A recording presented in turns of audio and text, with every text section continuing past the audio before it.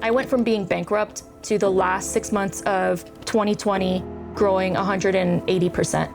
InCharged and Jessica herself absolutely exemplify the word resilient. My name is Jessica Gonzales. I'm founder and CEO of InCharged, Lexus Infect, and Vendex. So my background before starting my own business was graphic design, art direction, but I didn't become a manufacturer until I actually had an idea that needed manufacturing, a advertising charging kiosk. We were introduced to Jessica and the InCharged business, and during our introduction, we learned about how their business was adapting quickly and significantly due to the pandemic. We started getting emails from our clients saying that their events were canceled.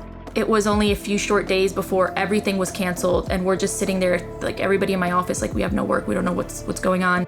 We actually ended up getting furloughed for a couple months because there was no income coming in because our income was based on purely events. Either I'm gonna just sit there and wait for somebody to tell me like, oh, events could come back, or I'm just gonna build something to help events come back. So I built an affordable kiosk with products from Home Depot, like my first business, getting products, trying to make things work, Frankensteining this kiosk, thing together, and it worked. I got an actual kiosk made. I went and disinfected a bunch of places for free. I was able to disinfect masks, and then I started looking at other products.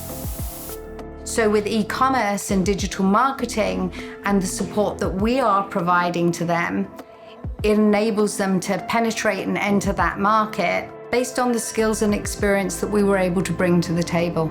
MEP is a great resource, even from the ground up, from a startup stage, because they have all the resources that you need and all the connections for you to actually start scaling. Instead of going on the web and not knowing where to start, MEP would be the first place to go. My PhD in business has been literally having to save a failing business, bring all my people back, triple my staff, and be able to grow in such a small time during a pandemic.